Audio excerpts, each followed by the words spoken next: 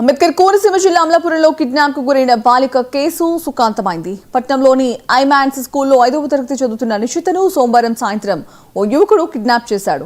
తల్లిదండ్రుల ఫిర్యాదుతో పోలీసులు దర్యాప్తు చేపట్టారు. కిడ్నాపర్ బాలికకు దూరపు బంధువు చంటి అని గుర్తించిన పోలీసులు గాలింపును ముమ్మరం చేశారు. పి గన్నవరం మండలం ఎర్రంశెట్టివారి పాలనలో నిషితను వదిలి వెళ్లిపోయాడు కిడ్నాపర్.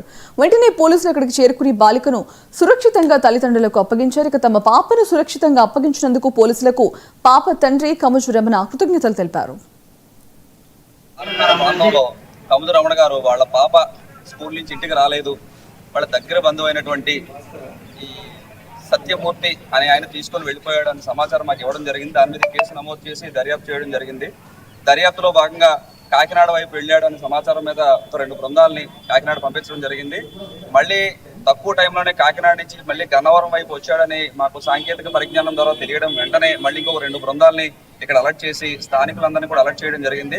గతంలో నేను పీగన్నవరం పనిచేయడం వల్ల అక్కడ స్థానికులు కోతాయిలం కానీ కారుపల్లి కానీ లేదా పీగన్నవరంలో ఉన్నటువంటి యువకులు అందరూ కూడా చాలా త్వరితగతిన స్పందించి ఎంటైర్ నైట్ ఏ ఒక్కరూ కూడా ఒక్క సెకండ్ కూడా పడుకోలేదు. అదేవిధంగా నైట్ అంతా కూడా మా పోలీస్ అధికారులు, మా డిఎస్పీ గారు, అడిషనల్ ఎస్పీ గారు, మా ఎస్పీ గారు కూడా కంటిన్యూగా ఫాలోఅప్ చేసి యాక్చువల్గా లొకేషన్ కానీ మనకి సిడిఆర్ కానీ కొంచెం టైం పడుతుంది. అయినా కానీ హైదరాబాద్ ఆపరేటర్తో మాట్లాడి మరి ఏ క్షణం ఆ క్షణం తీసుకురావడం వల్ల ఇది ఇంత సక్సెస్ఫుల్గా జరిగింది. ఎందుకంటే ఎవరైతే ఈ బిడ్డ తల్లిదండ్రులు ఉన్నారో వాళ్ళ యొక్క షాప్ కానీ అది సాధ్యమైనంత వరకు మీ పాపను తీసుకొచ్చి వాళ్ళు